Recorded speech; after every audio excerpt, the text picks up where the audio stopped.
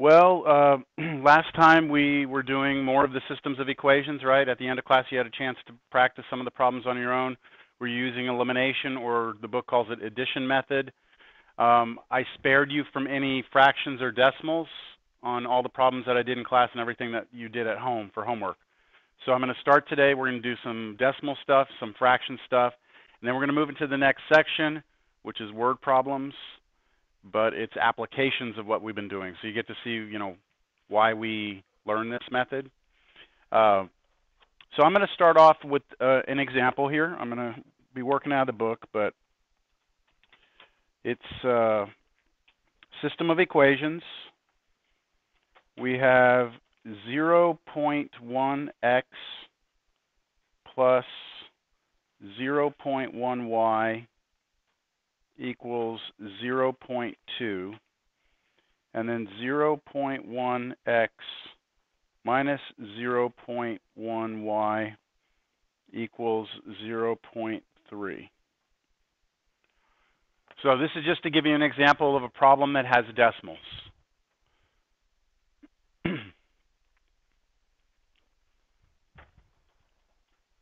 Now, if you go back and you recall when we were solving linear equations with one variable back in the beginning of the semester, we said that anytime we had decimals or fractions, we would clear the fractions or the decimals, so get rid of the decimal points. And the way we did that is we looked at each equation and we would move the decimal point as many places as we needed to get rid of decimals. Do y'all remember that? So that's basically what I'm going to do for each equation separately. So let's take a look first at the top equation up there. I need to try and make that 0.1 a 1 instead, right? So I'm going to want to move that decimal point one place to the right. Bless you. Now the second one, the 0.1y, again, if I move it one place to the right, I'll get a 1y. And then on the other side of the equation, the 0.2, one place to the right, would give me a 2. So remember on those decimal points, if you're going to move them, they all have to move the same, all right? So it looks like we can move the decimal point one place to the right, and everything will be taken care of. Do you all agree? Okay, so I'm going to go ahead and do that, and I'll rewrite the system over here. I'm going to have 1x. I can just write x, right? I don't need to put the 1 in front. Or do you want me to put the 1? Do you care? Okay, now the next one, it'll be plus, and then what? Y, and then equals 2, right? The 0.2 becomes a 2. And now do the same thing for the second one. It turns out that, they might be different. The first equation, you might move it one place, but the second equation, you might move it two. It just depends on the problem. In this particular problem, moving one decimal place on both equations will work. So what does the second equation become? X minus y equals 3. And now it's just a better looking equation, right? We like to work with that more. And let's try and solve this using the principles from last class, which was elimination or addition method. And do you see right away that we don't have to do any work? Do y'all see that the y's will cancel if we add straight down right now? And the x's are going to add together, right? So let's go ahead. We don't have to actually multiply either of the equations by anything. Do y'all know what I'm saying? So let's add straight down. When we add down, we get 2x. When we add down here, the y's give me a 0, so nothing. I don't have to put 0. I'm just trying to stress that it's gone. And then equals 5, right? That's really 2x equals 5. And to solve for x, we divide both sides by 2, correct? And we get 5 over 2. So we get a fraction answer. That's okay to get a fraction answer. We can leave it as a fraction or turn it into a decimal. I prefer the fraction, but if you want to do 5 divided by 2 on your calculator, you could. But we're not done. We still need to go find what? Y. So what we do is we pick any of the equations we have up there that have x and y together. It really doesn't matter which one. I'll just grab this top right one right there. I'm going to come down with this one. I'm going to write it down first. And I'm going to replace what with what here? x with 5 over 2.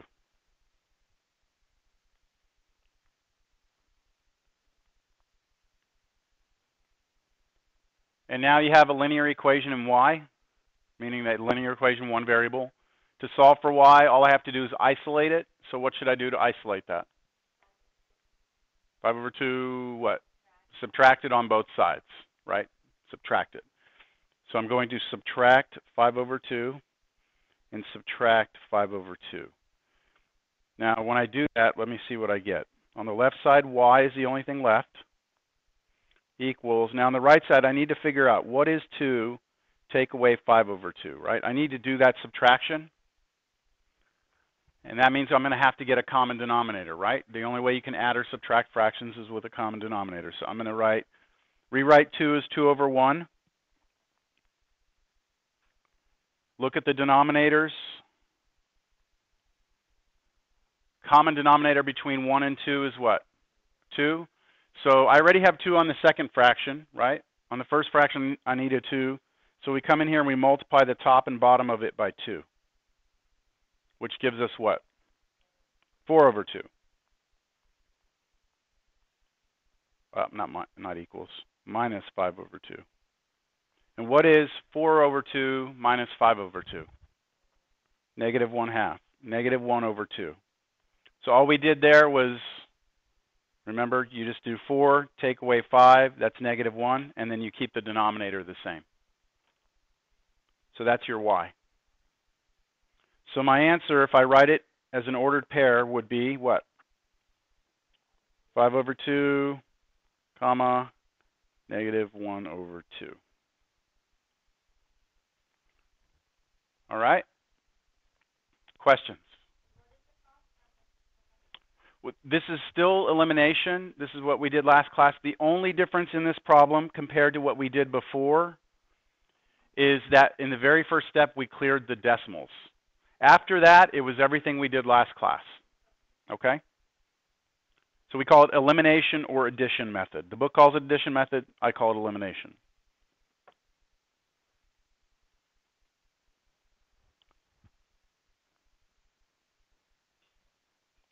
Okay, next example.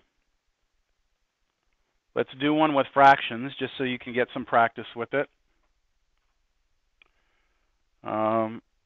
How about x plus 5/4 y equals negative 1/2. And then the other equation is 3/4 x equals negative 1/2 y minus 5/4.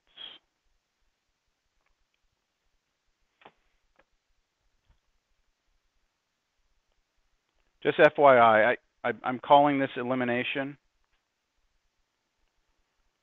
I'm not just making that up just to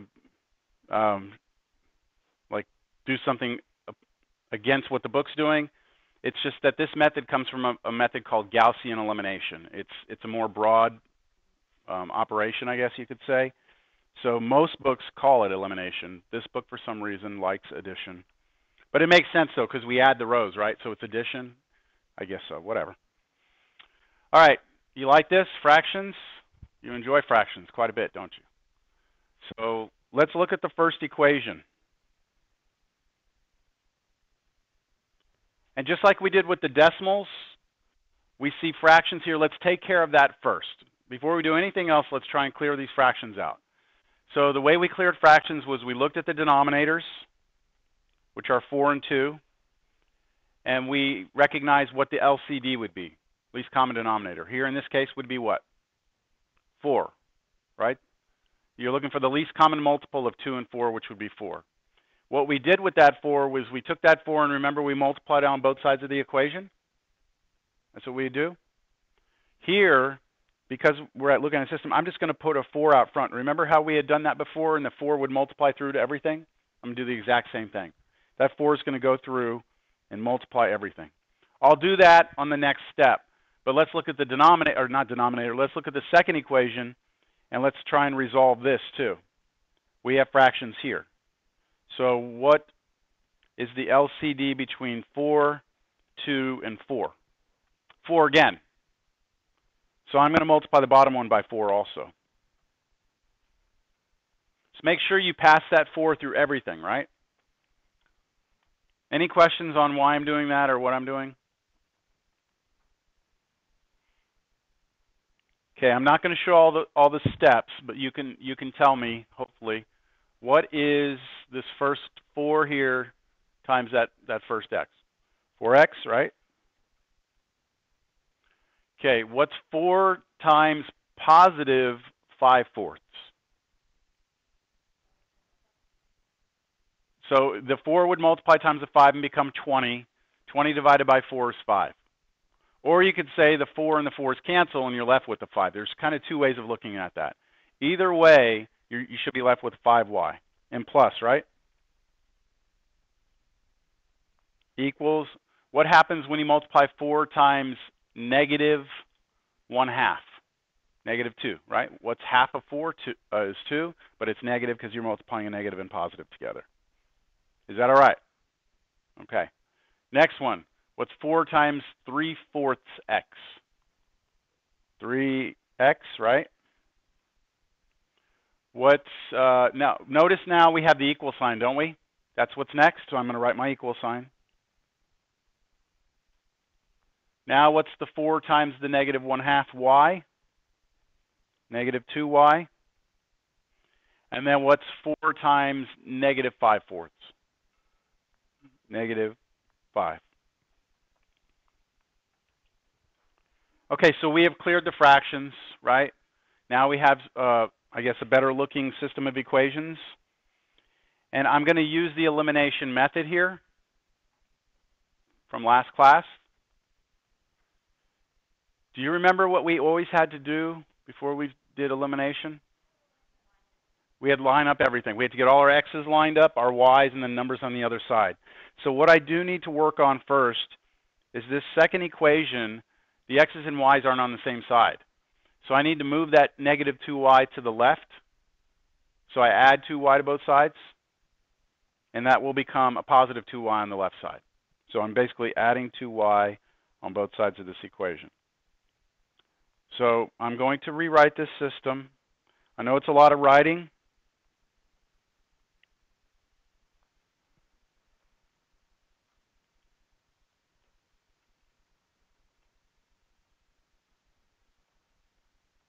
Now when I move that 2y, negative 2y to the other side, when I did this, adding on both sides of 2y, I still had the negative 5 on the right side. So that's why I still have that negative 5 there. Does everyone see that? Now I have everything lined up. X's are lined up, Y's are lined up. Got my numbers on the other side. Now I try and figure out what variable I'm going to eliminate. You want to go for the X's? It's fine with me. Nothing cancels quickly, right?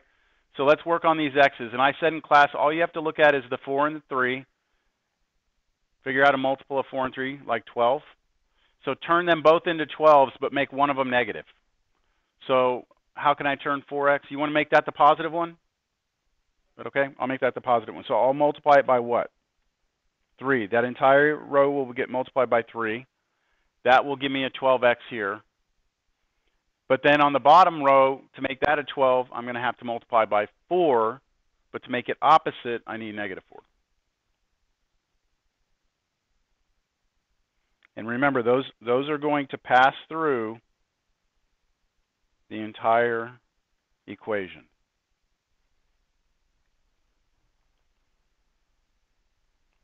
So it becomes 12x plus 15y equals negative 6. And then negative 12x minus 8y equals 20. Do you all agree?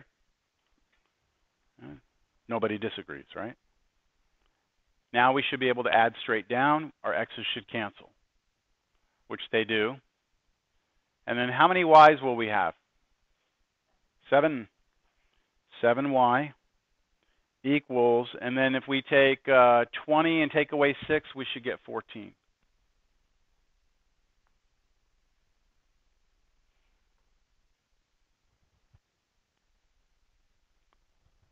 Questions? Divide both sides by 7. Y is 2.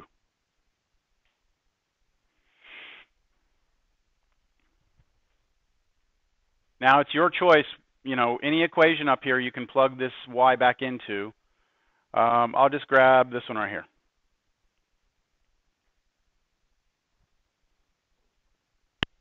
So I'll take that, bring it down here, 3x plus 2y equals -5. Replacing y with 2 becomes 2 times 2 there.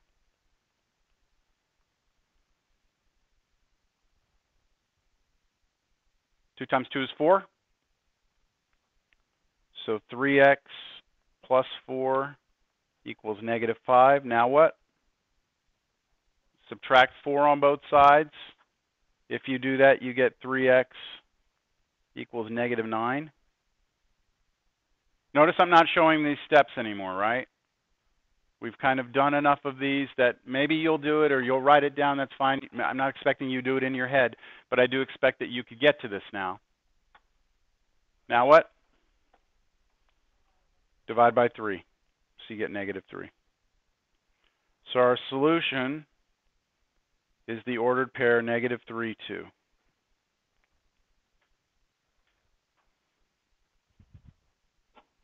Okay, we're done with this section.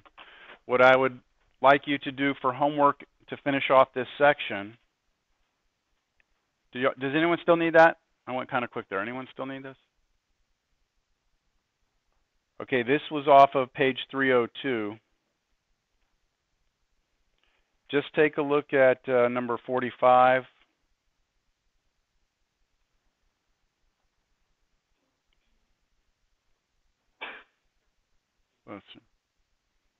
Through 51 odds.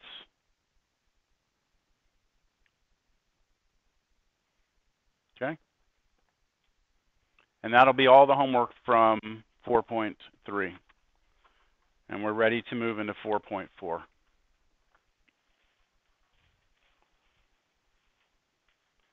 Now I said 4.4 are word problems. So inherently, word problems cause issues, right? Students don't like word problems. So just be aware. I understand that this is going to be a challenge. Applications is what we call it. Applications of systems of linear equations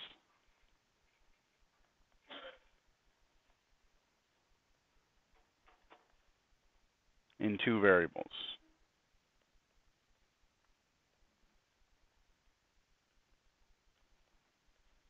In other words, how can we apply what we've learned about solving systems of equations to problems that might come up in the real world?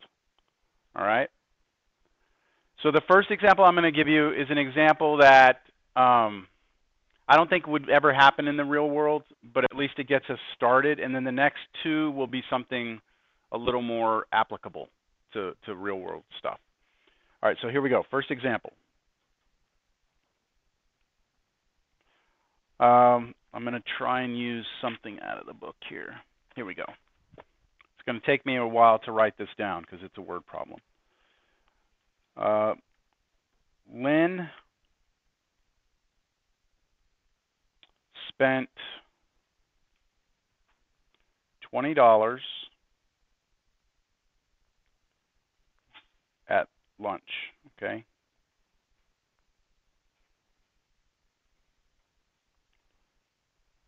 She bought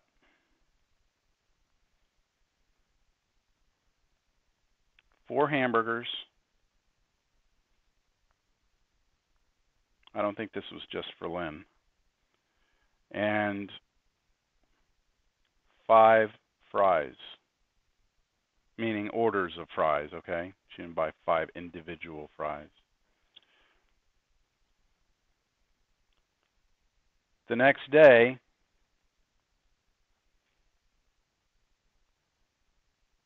Rick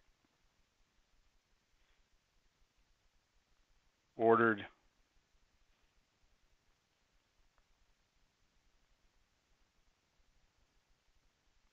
10 hamburgers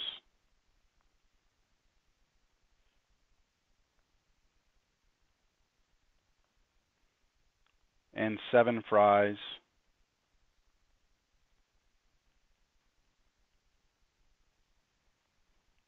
for a total of $41.20 from the same restaurant. Okay, and they didn't change their prices overnight. All right.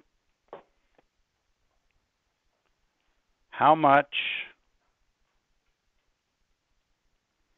is a hamburger?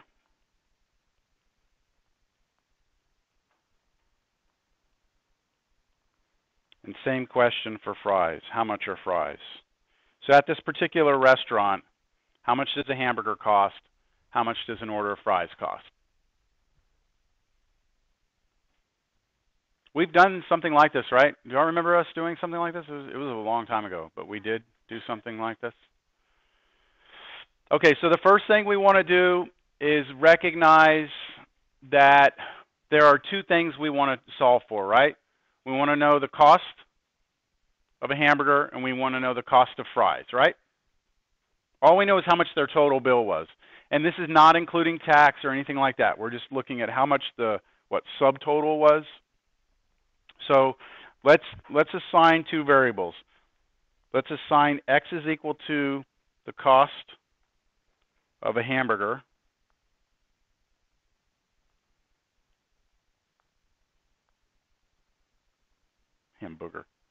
burger. And let's say y is the cost of fries.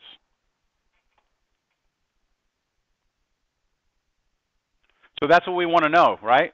We want to know x, which would be the cost of the hamburger. We want to know y, which would be the cost of the fries. Now let's look at that first, the first two sentences. Lynn goes out, she spends 20 bucks, right? She buys 4 hamburgers and 5 fries. So how can I translate that into an equation? 4 hamburgers is the same as 4 what? 4x, right? The hamburgers are x. 4 times however much each hamburger costs. And then 5 fries would mean 5y. And what's the operation that I would have between those, the hamburgers and the fries? It would be 4x plus 5y because it's the cost added together, right? So that's like a plus. And what must that equal up to? 20. Okay? So I'm going to write that down as my first equation. 4x plus 5y equals 20. Y'all agree with that? Okay. Now let's look at Rick. Rick goes in there, 10 hamburgers, 7 fries, $41.20. So 10 hamburgers would be what? 10x plus how many fries? 7 fries must equal $41.20. That is your system of equations.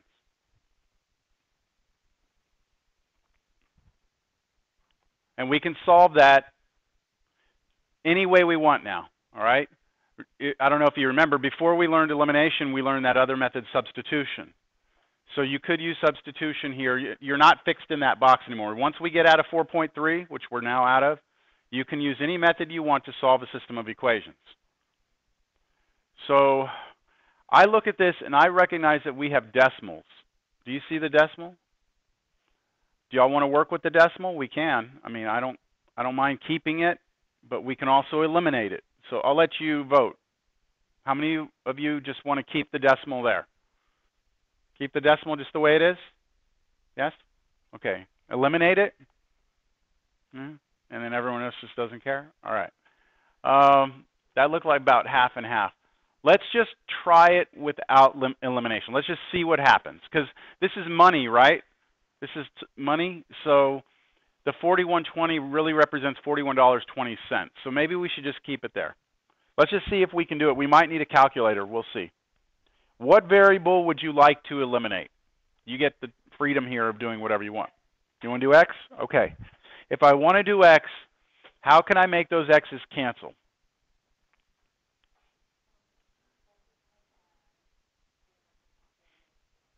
$10 on the top, -4 on the bottom. Do y'all agree? That would work. If I do 10 on the top, that would give me a 40x. If I do -4 on the bottom, that would give me a -40x. All right, let's go ahead and do that. What's 10 times 4x? 40x, right? 10 times 5y? It's 50y. What's 10 times 20? 200. Now do the bottom equation. Multiply through. You should get -40x. What's -4 times +7y? Is that -28? Y? Y'all okay? Equals, what's -4 times 41.20? So this is where I was saying you might need a calculator for this. It really depends on you. What is it? -164 point what? 0.8?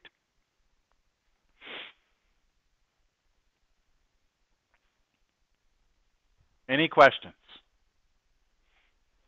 We're going to add down here. The x's are going to cancel. How many y's will we have?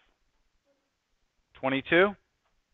22y equals, now what's 200 take away 164.8?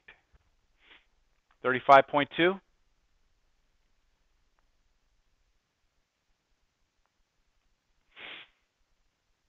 Y'all agree? Now divide both sides by 22. I'll actually show it. 22y divided by 22 equals 35.2 divided by 22. So on your calculator, go ahead and do that, and what do you get? 1 point what? 1.6?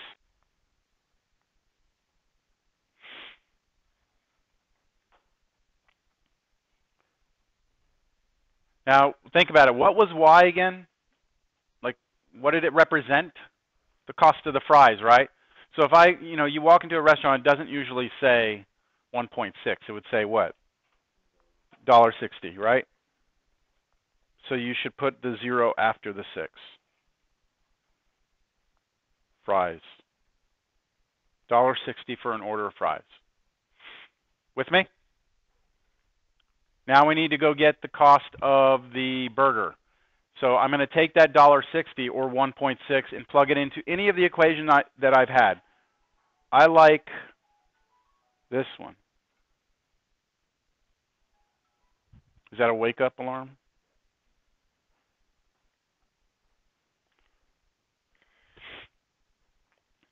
Is that all right? I take that equation. I like that one up there. It's 4x plus 5y equals 20. I kind of tried to pick the one that looked the cleanest to me.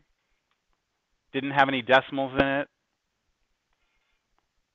I replaced my y with 1.6. What's 5 times 1.6? What do you got? 18. 8. What? 8. 8. Yeah. Equals 20. That all right? Replace my y with 1.6 from right here. Subtract 8 on both sides would give you what? 4x is 12. Divide both sides by 4. X is 3. Which is really what? $3. So $3. That's how much a hamburger costs.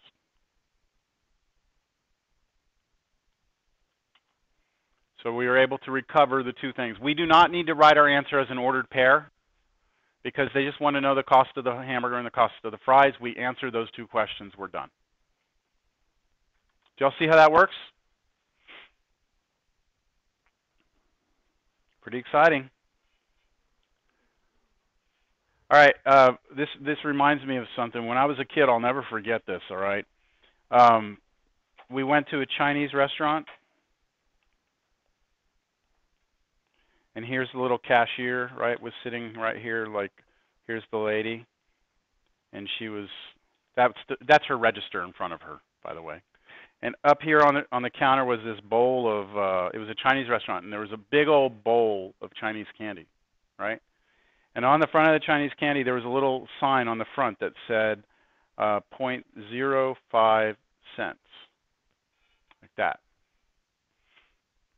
So my dad took me up there, and he asked the lady, he said, "Is this all the Chinese candy that you have?"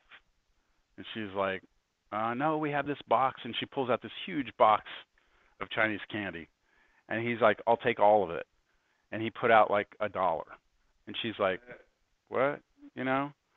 Well, what 0.05 cents means, remember decimal point, every slot to the right means something. So this means tenths. The second slot means 100ths. Maybe you remember that, maybe you don't. This means that 0.05 cents really means 5/100ths of a cent. 5/100ths of a cent. So for 1 cent, I should be able to get, see, how many times does 5 go into 100? How many times does 5 go into 100?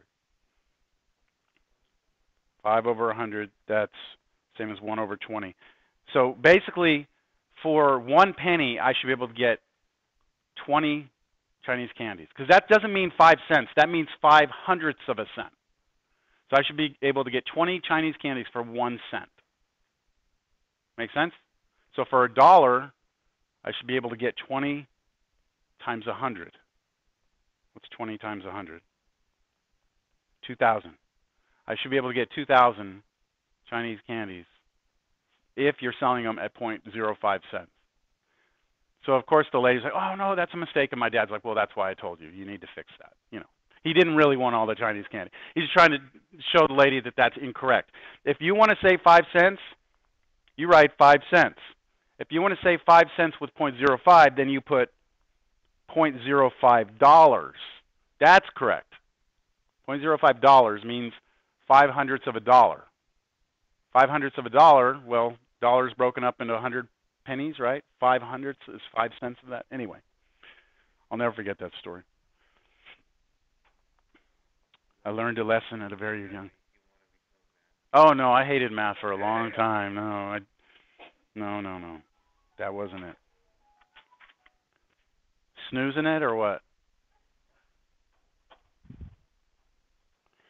All right, your next example. By the way, that example, let me go back to it. I want to put a little title on it. Let's call this an example of, this is an application, just put this up above it, application involving cost. Because in your homework, you're going to have a section, and I think your first homework assignment out of this section is number 1. And it's right under the, it's titled right above it, Applications Involving Cost. So you'll actually be able to associate it to the example we did in class. All right? Our next application that we're going to do, next application, is an application involving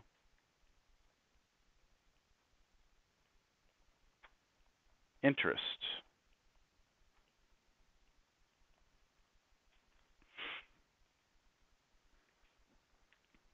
Now, before I begin with the example, I want us to understand what interest is. All right? So, like, let's say you go to the bank or you go to the credit card company and you say, "I'd like a credit card," right? They give you a credit card. They let you use it, which means they let you borrow money, doesn't it? They loan you money. What's the catch? You have to pay it back plus some, right? And that plus sum is the interest. Now, it works the other way around, too. Let's say that you have money, and you take it to the bank, and you give it to the bank. What do? They say, okay, we'll hold your money, and every month or something, we're going to give you a little bit extra just for letting us have your money. Well, guess what the bank does with that money that they're holding for you? They go loan it to people who want the credit card, right? That's the way it works. So your money's sitting in the bank theoretically, when actually your money is sitting with some college student who's out buying all the video games and everything else that they want on their credit card. They're paying back how much interest? Like 20%. Credit cards are ridiculous interest rates. 20%, 18, 20, 25%. So that's basically you borrow $100, you have to pay back $125. Now the bank is also giving the person who loaned them the money a little bit extra, but they're giving them like less than 1%. So they're getting back 25%. They're giving the person who gave them the money 1%. They get to get the 24% is their profit. That's the way everything works, right? So if everyone went to the bank today and said, no, give me all my money back, I don't want you to loan it out, the whole financial system would collapse because there would be no money to lend, right? It would just be a mess. So every time you go out there and you use a credit card and you're paying interest on that, you're actually borrowing somebody else's money is what you're doing. It's not just the bank. It's actually a person that lives in this world, in this country's money, or maybe it's someone from across, some other country, and they're investing in us too. So just keep that in mind. It's not the bank just woke up and just had all this money sitting there and said, oh, I'll just start lending it out. So try not to be in, get into credit cards if you can avoid it. Try not to live off credit cards. I know it's hard when you're a college student, but all right. So how do we calculate interest? We'll use capital I to represent interest. This is a formula. I equals P times R times T. So there's multiplication between those. P times R times T. Let me tell you what each one of those is. P in this equation, this formula, P, anybody know what the P stands for? It's called principal. Not the principal that you went, got sent to the office all those times in school back in grade. That's not what the principal is here. Principal in this is basically the amount borrowed or saved. Like I just said, when it comes to banks and things like that, you're either borrowing money or you're the person giving the money to the bank. So we'll call that the person who borrows, obviously the borrowed money. The person who saved is the person who put it in. In any event, the principal is the amount that you're going to be borrowing or putting in the bank. Okay? So when you swipe that credit card at Best Buy for that big old flat screen TV, that $2,000 TV, that's your principal. All right? That's how much you're going to borrow right then. Okay, R in the problem is what we call the interest rate.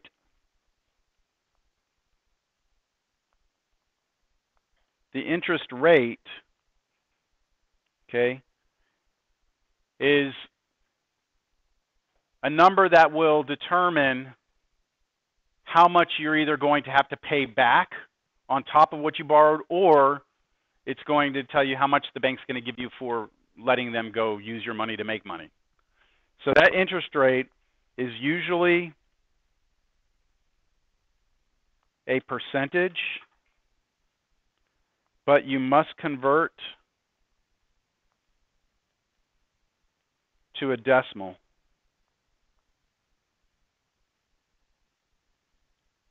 In the formula.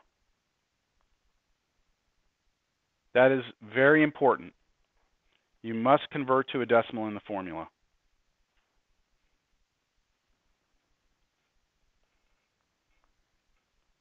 So in all the problems, or like if you have a credit card or something, you open it up and you look at it, and they should have it in a big old block right there. It should tell you what your interest rate is. They usually give it as a percentage. But in the computation, in the formula, you cannot put, for R there, you cannot put like 20%. You couldn't put 20. You have to put what? How do you convert 20% to a decimal? How do you convert 20% to a decimal? You take the decimal point, which is actually right after the 0. You move it 2 places to the left, and it becomes 0.20. Okay, so just remember that with going from percent to decimal, you move 2 places to the left to go from decimal to percent, 2 places to the right.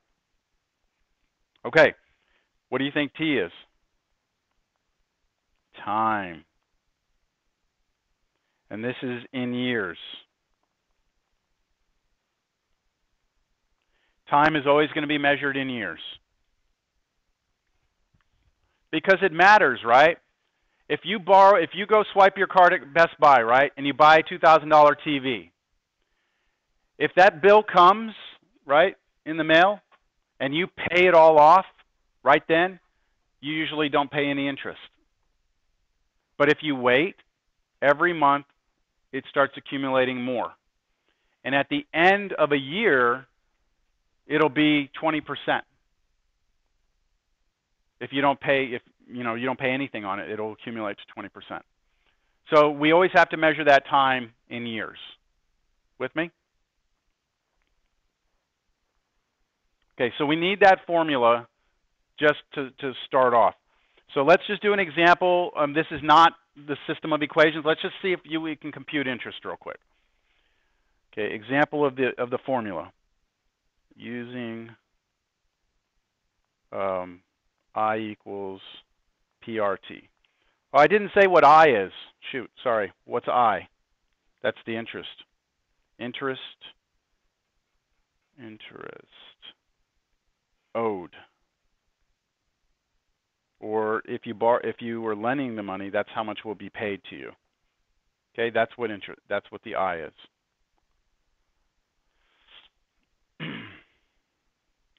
All right, so let's say you borrow $3,000 at 21.75% for 3 years. What interest is owed?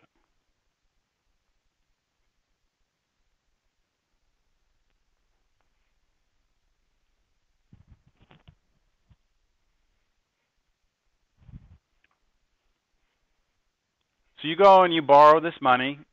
They give you some ridiculous interest rate. You don't really care about it because you can make the minimum payments, right? For 3 years. How much interest are you going to pay? So what are the things in the problem? What's the 3,000? That's your principal, right? That's your P. What is your 21.75? That's your R, but we'll have to convert it to a decimal, right? And then what's your 3? That's your time, T. And it was measured in years, right? I put 3 years? Okay. So the interest I pay should be equal to PRT. So the interest, did I say pay? Yeah. The interest that I'm going to owe, basically, is going to be my $3,000 times 0.2175. I've converted the percentage to a decimal times what? 3.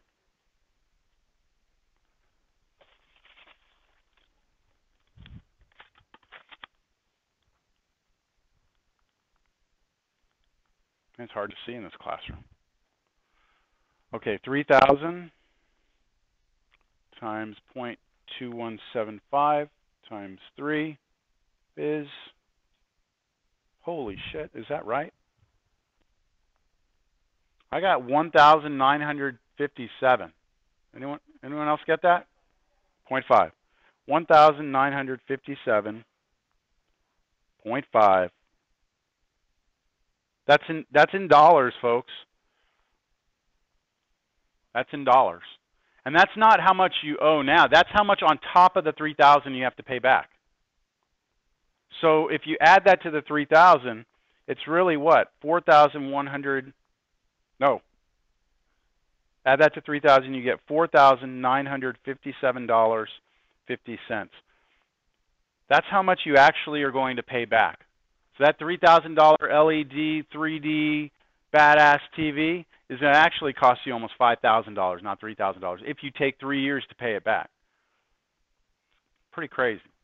Who gets that extra money? Who gets that $1,957? The credit card company, which is a bank, basically. Now, the problem for them is that they have to wait for the money, right? It doesn't come right away. Right? It doesn't come right away. They have to wait 3 years to get all that money back. Or the person files for bankruptcy and they lose it completely, and they have insurance for those things. But okay, you got it? All right. Now, let's see how we can apply this to a problem.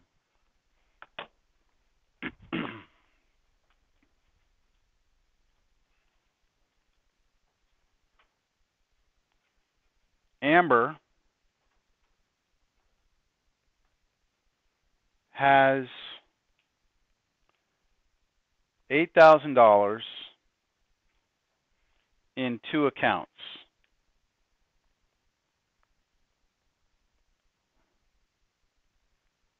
Okay, so Amber's on the good side of things here, right? She's not borrowing money, she's got money. She's got money in the bank. She has it in 2 separate accounts. One pays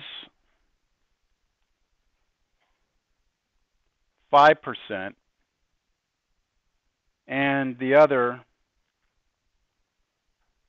pays 6.5%. The authors of this book are not in touch with reality, because those percentage rates are just unheard of, right? If you try and put money in a bank right now and you want to get interest out of a savings account or something, you'd be lucky to get 1%. Lucky. It's ridiculous right now. Interest rates are so low. So that's like unheard of. But we'll go with what the book's saying. Okay, at the end of the year, at end of 1 year, she earned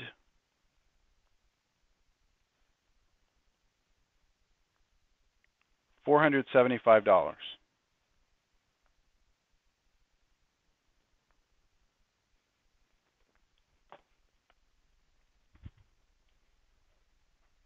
That was how much the bank gave her for borrowing her money.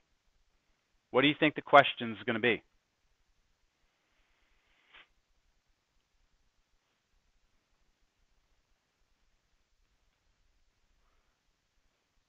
I said she has $8,000 in 2 accounts. I told you how much each account paid in interest. Right?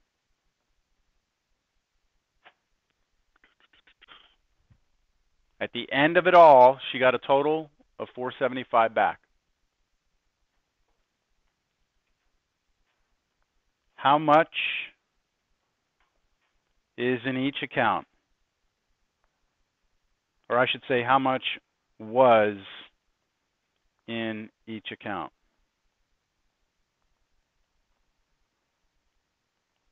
At the beginning, okay?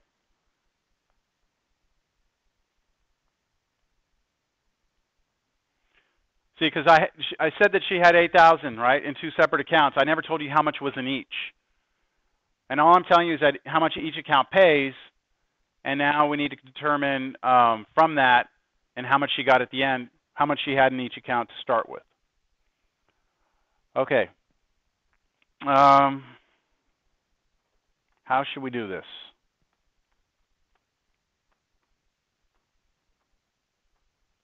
Any ideas?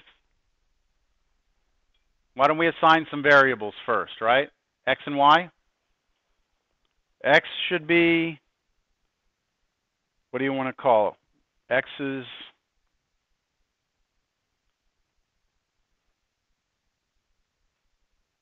I want to know how much was in each account, right? How much money was in each account? So let's let X be the money in the first account.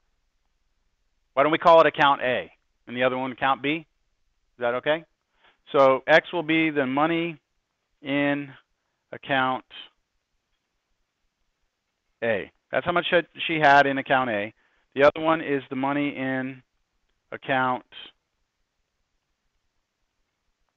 B. You follow?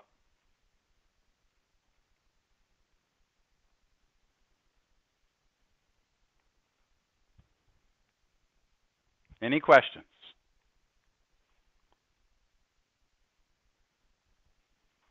Can anybody tell me an equation just right now out of this? What do we know about the relationship? Okay, X plus Y has to be 8,000. Do you all agree with that? Because we said in the beginning she started with $8,000 in two separate accounts. So the two separate accounts, A and B, each hold this much money, X and Y. So that's our first equation. X plus Y equals 8,000. There aren't any questions on that? The second equation is much more difficult to get. Well, not much more, but it takes a little more thought. What other piece of information do we have? What other pieces of information? We have the percentages of each account, right? And we also have the total interest earned, right? 475. So tell me if you agree with this. I'm going to try and help you with this. Do you agree that IA plus IB must be 475? Now, what do I mean by IA, IB? The interest, so this first one right here, what I mean is the interest that she got from account A at the end of the year, plus the interest that she got from account B at the end of the year, must total up to 475. Do you all agree with that? What is the interest of account A? So let's do that on the side. What's the interest of account A? Well, the formula is the principal, right, that she put into account A. I'm using the little subscript of A just to keep us focused on the fact that they're two separate accounts, okay? The interest in A is equal to the principal in A times what? What's the formula? PRT, right? So the interest rate of account A times the time, correct? And isn't the time 1 year? Do you all follow that? So the interest of account A is the principal of A. What is the principal of account A? How much did we put in to account A? How much did she put in to account A to start with? Well, that's how much she put in total. We don't know, but we did call it something, didn't we? What did we call principal in account A? That was X, wasn't it? So that's X. What's the interest rate of account A? Well, we never labeled them, but what we get to choose, right? Which one do you want to be account A and B? 5 will be A. Whoa. 5 will be A. This one will be B. So what is the interest rate then of account A? 0.05. And what's the time? 1. Do you all agree with that?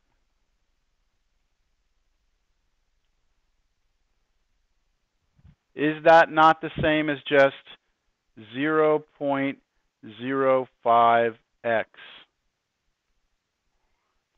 Right? Because 1 times 0.05 is 0.05, and then 0.05 times x is 0.05x. So that's our interest in account A. What else do we need? Yeah, see, we just found this, didn't we? We know that the interest in account A is just 0.05x, right? We know that. Now let's find the interest in account B, and we'll have another piece, and then we'll have another equation. I can tell y'all aren't too thrilled about this. What's the interest in account B? Well, it's the principal of account B times the rate of account B times the time, which is still 1 year. What's the principal of account B? Because we need to know. What is it? I know, I'm kidding. Y. It is the letter Y. Times. Trying to bring some humor. I know it's bad. I'm just trying to bring something in here. Try and keep you all going here. What's the rate of account B?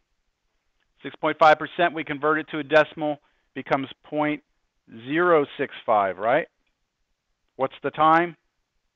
1 year. So that will turn into 0. I'm just putting a 0 in front of the decimal point here when I rewrite this. That's your interest in account B.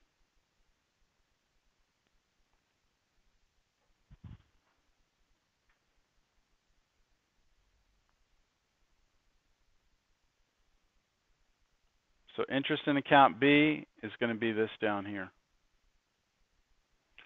Okay, are you ready?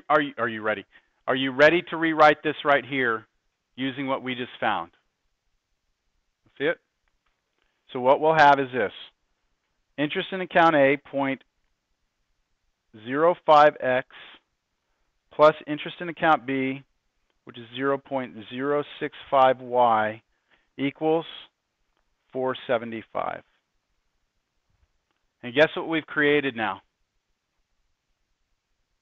Our second equation with our two variables in it. So now we have a system. Our system now looks like this. Our first equation was x plus y was 8,000. Everyone agreed on that a couple of minutes ago, right? Our second equation is 0.05x plus 0.065y equals 475. That system of equations right there is a take-home quiz due at the beginning of class when we see each other again. That problem right there. Okay? Finish. You don't have to rewrite the whole problem. You can start this just on its own piece of paper. Quiz due Monday. Now my advice on this, although it's going to be pretty ugly, is to try and clear decimals on this one.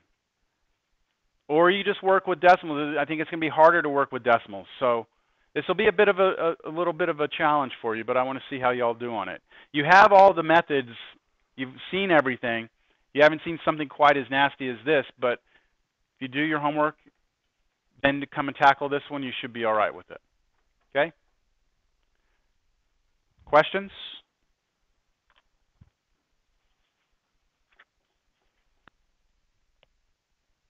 One last example. I know.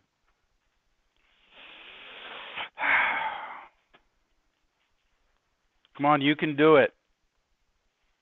Hang in there. Applications involving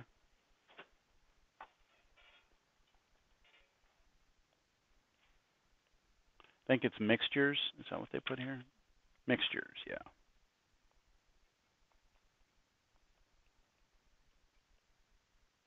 Anybody here going to take like chemistry class or something, or have you ever taken chemistry?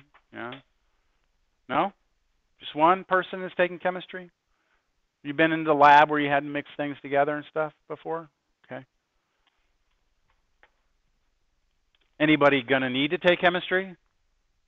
Okay. Not many people need chemistry. All right. Okay, here we go.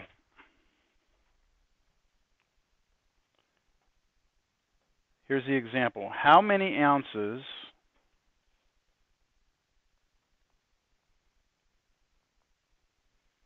of 20% and 35%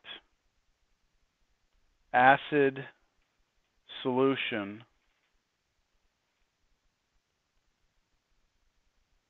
should be mixed to make 15 ounces of a 30% solution.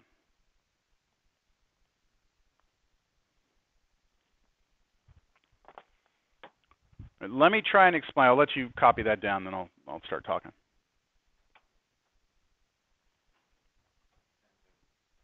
Dennis, thank you. On the quiz you turn in, who said that?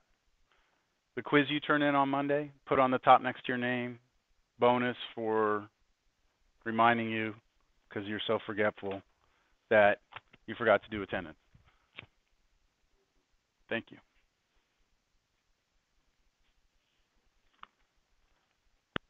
You were thinking it but didn't do it? Here you go. You got beat to it. You know? There's no there's no consolation prize other than maybe next time. All right. Let's try and get our heads around what the hell this is saying. Let me start by explaining mostly the way a chemistry lab would work. Usually in a chemistry lab, you have these containers that the chemistry lab acquires from some company, and they have like a certain type of acid in there that they use for experiments. And in some experiments, you want your acid to be really strong. In other experiments, you don't want it to be quite as strong. And they actually know what concentration of acid they need, right? Like lemon juice is acidic, right? You squeeze lemon juice on your hand, you don't start going, start freaking out, right? You put hydrochloric acid on your hand, you're going to be running for the water fountain. You know what I'm saying? So those are different types of acid, different strengths of acid. So for one experiment, they might need a 30% strength. For another experiment, they might need 45. For another one, they might need 60. Another one, they might need 5%. So they can't possibly buy all these vats of acid for every percentage that they need. Instead, what they do is they buy a few, and then they mix them to get the strength they need. And this is the computation they would do in order to figure that out. All right? So sitting in the lab right now, okay, this chemistry lab, we are going to assume that we have a vat full of 20% and 35% acid sitting there. Okay? So I'm going to label this container 25%, label the other one 35%. And it's a huge, let's just say those are huge containers, all right? We can go in there, we can get as much out of it as we need. With me? Now, to understand what we mean by 25%, just to make sure we're clear, that means that 25% means 25 out of 100, doesn't it? Oh, yeah, thank you. Boy, that would have thrown everything off. 20%. That means 20 out of 100, doesn't it? Yes? Now, the way I want you to interpret that is that means 20 ounces, I'm going to put OZ, acid per 100. Well, you know what? Look at it this way. 20% would mean 20 out of 100, which means that 20 ounces, if you had 100 ounces, 20 ounces would be acid. How many ounces would be water? 80. So imagine having, as an example, 100 ounces of this stuff right here. 20 ounces of it is acid. The other part of it is 80 ounces is water. But of course it's all mixed up. But that's technically what's happening there. 100 ounces, you take it, if it's a 20% mixture, 20 ounces of it is the pure acid, full strength. The other 80 ounces is going to be water. Okay, now this 35% means the same thing. If you had 100 ounces of this stuff sitting here, it would mean 35 ounces is acid, and that would mean how many is water? 65 ounces would be water. Just so we can get our heads around what's happening here when we say percentages, what it really means. With me?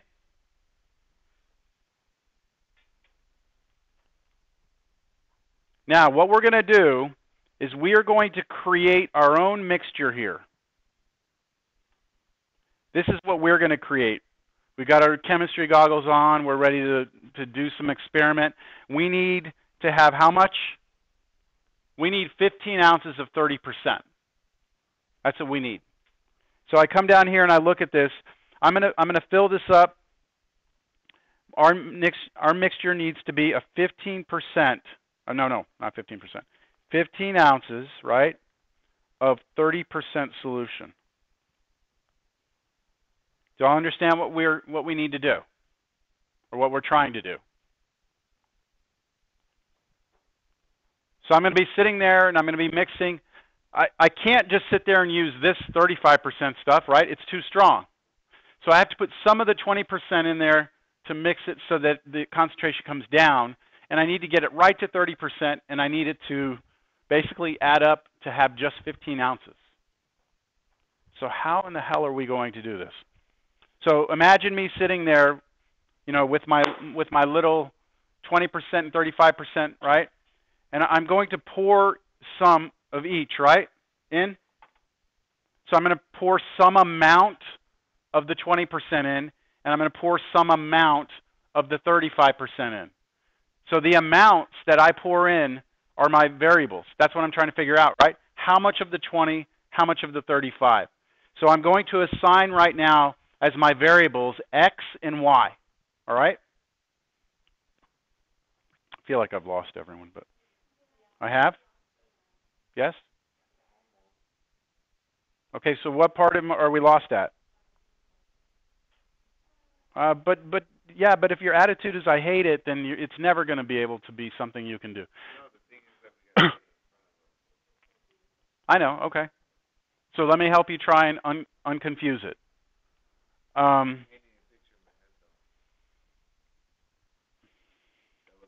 What part of it is, okay, do we need to start from the beginning? I mean, I need to know what part of it is confusing.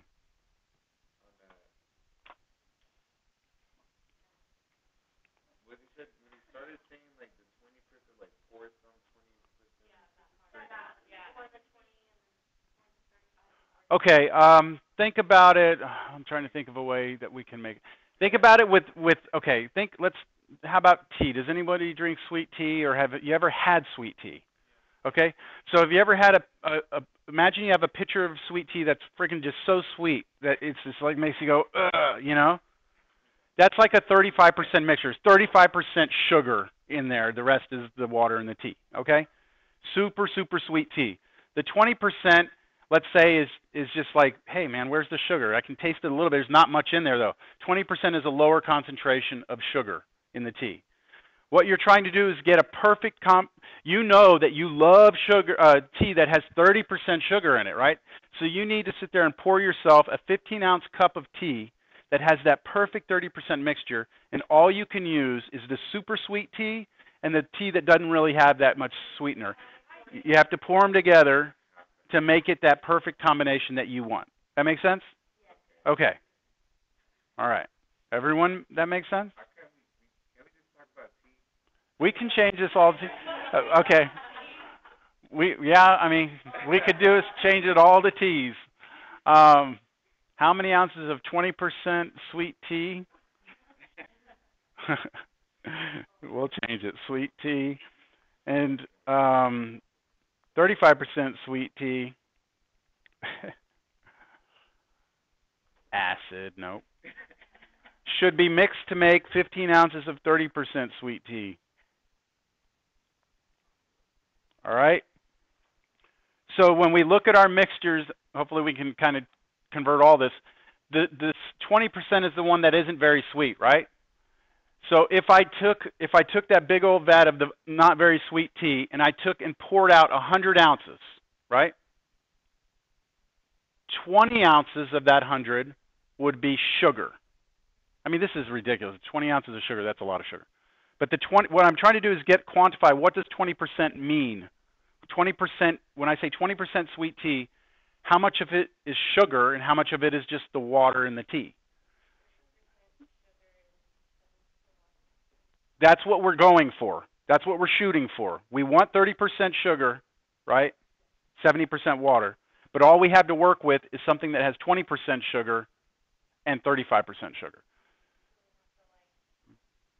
Well, we're going to mix, but come back to me on this real quick. On the 20%, do you agree that if you have 20 ounces of that tea, 100 ounces, 20% means 20 of the 100. The 20 of the 100 would not be acid anymore, is actually sugar, all right?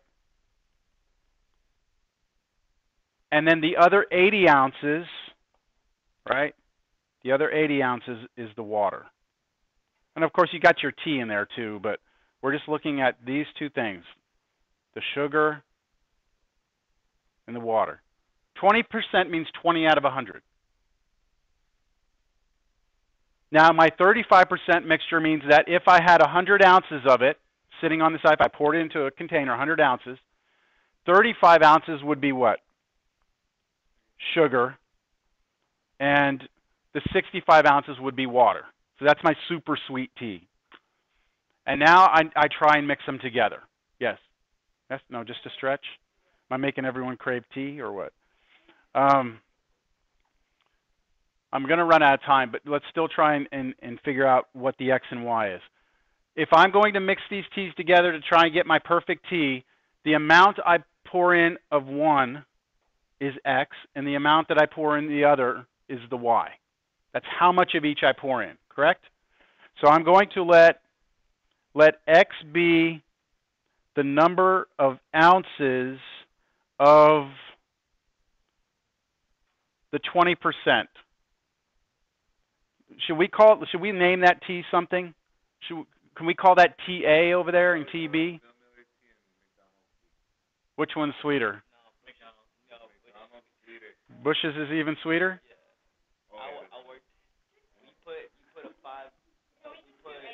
We'll do A and B. We can have a debate on who has the sweetest tea. What are you saying? I need some that work that we just pour a big bag of sugar. Okay, X is the number of ounces of let's say A. Now, A is our less sweet tea, right? Y is the number of ounces of our sweet tea. Can anybody tell me what our first equation is? What are we shooting for here? Remember what our goal is. X plus Y equals, careful, remember, look, what is X? X is how much we pour in, right? We pour in some amount, and then we pour in some amount of the other, and at the end we want what? 15 ounces of that good old tea. So X plus Y must be 15.